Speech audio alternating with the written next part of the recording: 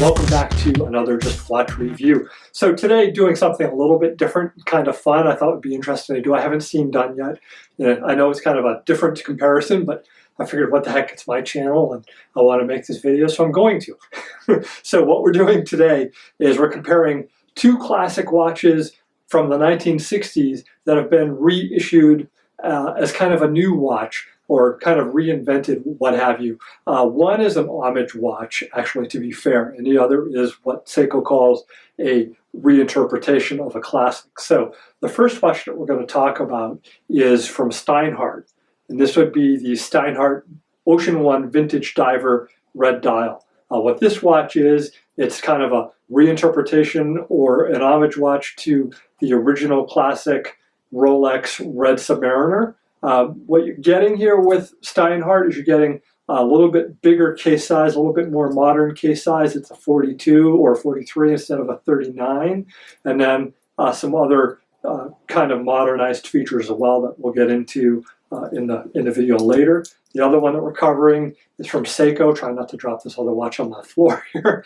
The other one we're getting here is from Seiko. It's the Seiko SBDC 053. We've covered this one couple of times already in reviews. We really love this watch, and I wanted to compare it to Steinhardt. So this is a reinterpretation from Seiko of their very first dive watch ever, also introduced in the mid to late 1960s, which was the 62MAS. So I know Seiko has a couple of other versions of this watch out there, one that's even more expensive, which is the SLA 13 or 17, something like that.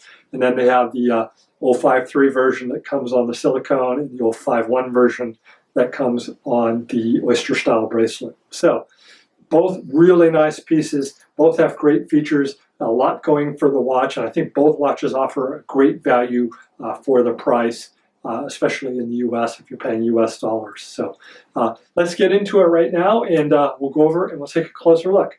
Thanks. One other thing too, I just realized I forgot to do a wristwatch check. How can I be a YouTube watch reviewer and not give you guys a wristwatch check? Because I know you guys all want to know. So what are we wearing today? This one's kind of an interesting one. So this is the Seiko Srpa 75K1. You guys go onto YouTube and check this one out, or onto Amazon or eBay or whatever your favorite retailer online is for this watch. It's a really cool watch. It's kind of a cross between, it's like a low budget cross between the Alpinist and a military watch, a field watch. And I don't want to say low budget because that's kind of a negative connotation, but it is definitely sub $300 or around $300 price point watch for this watch, and you're getting a lot of watch for the money. So we'll come back with a review on this one really soon, on the Srpa 75K1. Really kind of a cool watch. I'm enjoying wearing it. So look for more information on that one soon. So anyways, back to the studio. All right, so here we are with the two watches. So we have in the left corner the Steinhardt Ocean One Vintage, which, as I am sure you know, is a homage to the mid-late 1960s through 1970s Rolex Red Submariner or Red Sea Dweller, versus the Seiko SBDC 053, which is an homage or a reinterpretation, we should say, more reinterpretation since it's the same company making it, to Seiko's first dive watch, which is the 62MAS, which is also released in the mid-late 1960s. So both great watches, really no issues with either. I enjoy wearing both of them, really like both watches. But I just wanted to go through the features of each and kind of give you guys my thoughts on what I like, and if there's any dislikes with the watch too, and just compare them directly. So let's start right off the top with the movement. Your Steinhardt has an ETA 2824 Swiss-made movement. It has a 38-hour power reserve, and I've tested this over 24 hours, and it gained about 9 seconds over 24 hours. So a good, very accurate movement. To my knowledge, Steinhardt does not calibrate these before they leave the factory. They don't certify chronometer type of thing like Rolex and Omega and some of the real high-end manufacturers do. But I think for an automatic movement watch, I think +9 over 24 hours is more than acceptable, and it's well within the range that Steinhardt claims on their website as far as how accurate the watch should be. Your movement on the Seiko is Seiko's workhorse 6R15, very popular movement for Seiko, very good movement for Seiko. I tested this over 24 hours and it gained about 7 seconds. So I think that's really outstanding as far as an automatic movement goes, and just 2 seconds better than what you're getting with a Steinhardt. Also, this has a much better power reserve than the Steinhardt, than the ETA movement has. This has a 50-hour power reserve, which is pretty impressive. That 6R15 movement is quite the impressive movement altogether. So have to give the nod as far as movement goes right off the bat to the Seiko. Take a look at the dials. So the Steinhardt dial, what you're getting here is, so this is an homage watch. It's an homage to the Seiko Red Submariner, and you're getting a dial that pays tribute to that very well. It's a screened indices, which are made to look vintage. Steinhardt actually calls this vintage screened old radium. So it's a really nice look. It definitely has that old classic look. As far as the actual power of the loom goes, I tested it. It's not as good as the Seiko, but it's pretty good. It's very bright. It's a lot better than a lot of other watches that I've had over the years. Comparing it to Seiko, Seiko's pretty much industry standard as far as that goes. So it's a tough comparison. Your dial on the Seiko, you have applied machine markers here with some beautiful beveling, and you are getting Seiko's LumiBright, which is incredible, very powerful, stays glowing for all night. And if you charge it with a flashlight for 2 or 3 minutes before going into the dark, it really pops. It's quite bright. So really nice there. And then as far as just the overall dial goes, definitely have to give the nod to the Seiko just as far as good looks go. And I know we're comparing apples and oranges because we're comparing, a watch dial that's made to look vintage to something that's bright and shiny and new. But I definitely like the applied markers, the bit of a blue sunburst, and the look overall of the Seiko dial over the Steinhardt. As far as the actual hands go, though, I do prefer the Steinhardt dial or the Steinhardt hour and minute hand over the Seiko. You got your classic Mercedes hand with just kind of a nice minute hand and a long sweeping second hand with a pip of loom out towards the markers, versus your kind of what I call the arrowhead marker or spearhead marker. Similar minute hand, and then your pip of loom on the second hand is actually opposite the long sweep. So you kind of have to watch it in the dark as far as where you are with the seconds. It's not quite as easy to pick up as the Steinhardt is there. So case on both watches. You have a real nice heavy machine 316L stainless steel case, classic kind of dive watch. It's no coincidence that just about every dive watch made since Rolex introduced the Submariner pays some sort of homage to that watch, and this one just continues doing that. It is a lot like your earlier Rolexes as far as the width of the shoulder down there goes. You'll see that lug width at the end is a lot deeper, a lot thicker now on the modern versions of Rolex watches than what you're seeing here and what Rolex did in the past.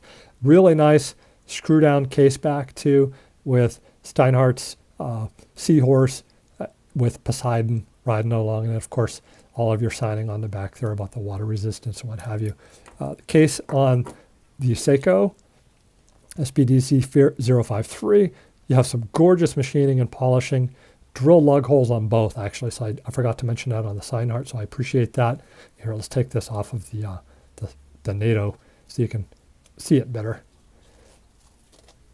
Give you a better look at the back here. And I do still have the blue plastic on. I know I'm a nerd. So anyways, your classic Seiko Tsunami Wave case back, screw down case back. You also get the usual Seiko large pin, which I think is a nice feature for keeping the watch on. Screw down, and just a really nice profile on both watches. They both wear extremely well. You can see they both have a nice taper to them so that the watch doesn't sit up as high as it could, and just makes the watch wear extremely well. So let's run this back through here real quick. And let's talk about the crystal on these. So both watches are sapphire crystal, sapphire and sapphire. Huge bonus for both. And you know, my other review, you can go back and check it out on this watch. I feel that for Seiko dive watch, I think this is one of the best bangs for the dollar, you know, both best watches for the dollar that you can get with Seiko, where you're getting a domed sapphire crystal with AR and the 6R15 movement, which is a fantastic movement. Also getting a domed sapphire crystal with AR on the Steinhardt. So that's the one place that they did not pay homage to the old Rolexes, thank God. Would not want an acrylic crystal on this watch for sure. So let's take let's take a quick look at the doming on these two. This one does have a bit higher. The Steinhardt is a bit higher. You can see right there. Bit higher crystal on the doming and that real nice AR coating versus the SBDC 053, which is a very slight dome. It just barely sticks up above the bezel. Speaking of the bezel, let's run you through the bezels real quick. Both 120 click. Your grippers on the bezel outside. It's that classic coin edge square cut on the Seiko. Very easy to grip, very easy to turn, and the bezel on this is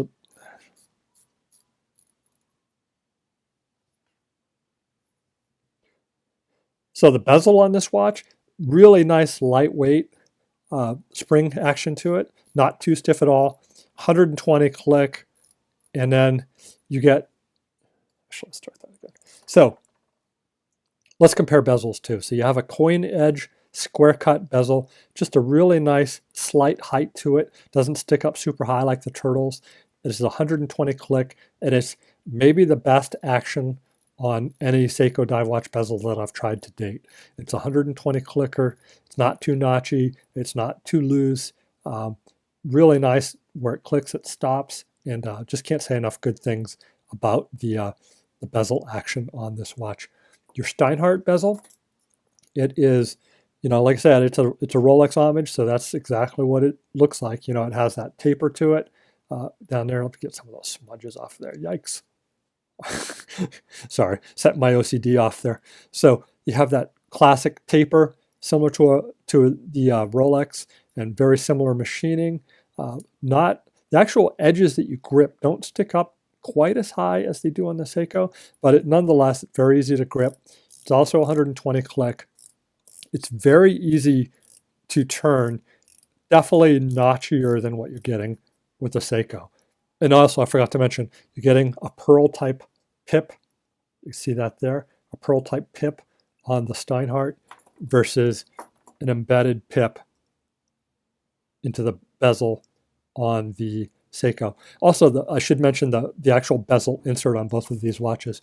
On the Seiko, you're getting a lacquered over aluminum, very high polish, and it actually changes colors. It's beautiful. It's a beautiful bezel. It actually changes colors depending on the light you're in. You can see how it catches that little bit of light blue off the window reflection there. Sometimes when you're outside, it's just the entire thing looks light blue, and it's really pretty. Your bezel insert on the Steinhardt, you're getting an aluminum insert on this. They do have a ceramic bezel option available as well. I think it's about $100 more though for the ceramic. I actually don't like ceramic bezel inserts myself because they're so glossy. But very good. You know, this is going to get worn out and faded, but I think that's kind of part of the fun with that too. As far as the crown goes, you know, both watches are screw down crowns. We have crown protectors on the Steinhardt where Seiko stuck to the 62MAS with no crown protectors. However, it does screw down into the case, which offers it support and makes it very solid feeling when it's screwed in. So they're both, you know, two position. First position, you set your date. Second position, you set your hour and your minute. And they're both hack movement watches. So that makes it very easy to stop the watch and get a good accurate setting as you're doing that. So I'd say the movement setting on both is very close. Each are very close. They're both, as far as when you're setting it goes, they're very accurate. There's a very positive feel that doesn't have a lot of slop to it. So you can get a really nice, accurate, you know, on the minute or in between the minute setting. You know, if you're looking at your minute hand on the chapter ring there. Talk about what these come with as far as your strap or bracelet goes too. So your Seiko actually comes with Seiko's regular silicone rubber strap. Personally, I'm not a fan of it. It's very nice, soft, and supple rubber strap, but what I don't like about it is it collects lint like crazy. So that drives my OCD crazy. And actually, I prefer NATOs over just about everything silicone and rubber these days. I just like the comfort and the lightweight of them, and I also like that you can change the color away from the black rubber and get this blue that really makes the watch, bezel, and dial pop. So your Steinhardt, you're getting your classic Oyster style bracelet. It is a really heavy, solid link with solid end links and screws for changing the length, and a really good machined clasp, very high quality clasp and bracelet as far as I'm concerned. It does have your safety lock, and it does have your Steinhardt laser and Gretchen there, or engraving. And they also did a nice thing where you got a little bit of brushing on the main part of the clasp and then the polish on the lock part. And it does also have, so you can catch the light better, boom, right there. You do have some pinhole adjustment available as well. It does not have on the fly adjustment, as like a Seiko Marine Master or some of the new Rolexes have, but for a $500 watch, I think this is a very good, solid bracelet that you're getting there. Water resistance too. We should talk about that with both watches. 300 meter water resistant on the Steinhardt, 200 meter water resistant on the Seiko. So, nobody's ever going to dive that deep, but it's nice to know that if you do, the Steinhardt's still going to be okay for another 100 meters.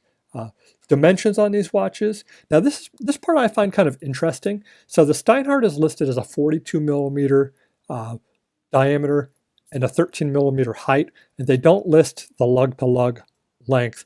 I would guess at around 48 and a half, because I compared it to the Seiko, and the Seiko is a 49 and a half, and it's definitely a tiny bit longer. So this watch definitely wears well for a 42. I wouldn't say it's a huge feeling watch when it's on your wrist by any means. It has a nice weight, not too heavy, definitely a nice, great tool watch feel. The Seiko 42.6, which is really interesting to me because I would swear, looking at the two watches, that the Steinhardt is bigger, but indeed it is not. They measure out a little bit bigger. Yeah, you can see the difference in the bezel there. Definitely a slightly bigger bezel on the Seiko. So 42.6, 49 and a half height or length, whichever you prefer, and a 13.8 millimeter height, which is kind of, or depth, which is kind of funny to me. I need to get some calipers and go back and measure that, or somebody has measured that and wants to comment. I don't think that's 13.8, or if that's 13.8, I think Steinhardt is off on their measurement, because Steinhardt's listing that as 13, and that sure looks deeper to me than what you're seeing on the Seiko. So last thing we should talk about on this also is, or actually more show you than talk about on this, is how each of these watches wears on the wrist. So I went off camera for a second so that I could put on the SBDC 053 and give you a look at that. So here's the SBDC 053. And as I said, look at that dial, isn't that awesome? A beautiful color. So as I said, it is running on a NATO made by Blue Shark, a Blue Shark NATO. Really nice hardware from these folks as far as the clasps and the buckle and everything. I really like this Blue Shark product. Definitely recommend that. You can pick them up on Amazon for a fairly inexpensive price. So there's your SBDC. Really nice, super light. Follows the arm well because of the way it's machined, and also doesn't really sit up too high. You can see even with the, almost 3 millimeters of nylon strap underneath it. Not too bad at all. So there's that. And we'll pull this one off. And we'll switch over to the Steinhardt. So your Steinhardt, Oyster style bracelet, as we said. This has been sized to me. So 7-inch wrist, just to give you an idea. And my wrist goes up and down in size quite a bit every day. So you can see it's running a tiny bit loose right now. So there's the Steinhardt on the wrist. Really nice fit. Really enjoy this bracelet. It's a really nice bracelet. You can see it's starting to get a few desk swirls there on the bottom of the clasp. That's okay. It's a tool watch. I'm okay with it. You can see that beautiful machining too. And, you know, of course, a little bit more weight. It's a chunkier watch, especially with the Oyster bracelet instead of a strap. So there's your Steinhardt on the wrist. The last thing to talk about too is what you're paying for each watch. On the U.S. market, you're paying about, you know, low sixes to mid sixes, sometimes as high as $700 for the SBDC 053, depending on, you know, if you're getting one at eBay or, you know, what sort of a retailer you're getting it from. On the Steinhardt, you're going to pay just over $500. So bang for the buck, you might be getting a little bit more with the Steinhardt, where you're getting, you know, a really nice solid link Oyster bracelet, you know, a screw down and a good safety class versus a silicone dive strap on the SBDC 053. And then this watch is available with the Oyster style strap in black. It's the SBDC 051, but it also increases the price by about another $100. So it gives you even some more separation. So both fantastic watches. Can't recommend both enough. I enjoy wearing them tremendously. I enjoy both of them. For $150 to $200 less, the Steinhardt is very strong, but I know some people take exception to, you know, a real Rolex homage, as this watch is, versus, you know, an original or a reinterpretation of an original classic from one of the oldest watch manufacturers in the world, being Seiko. So either way, for the money, you're not going to go wrong. You're going to enjoy both watches. They're both fantastic timepieces.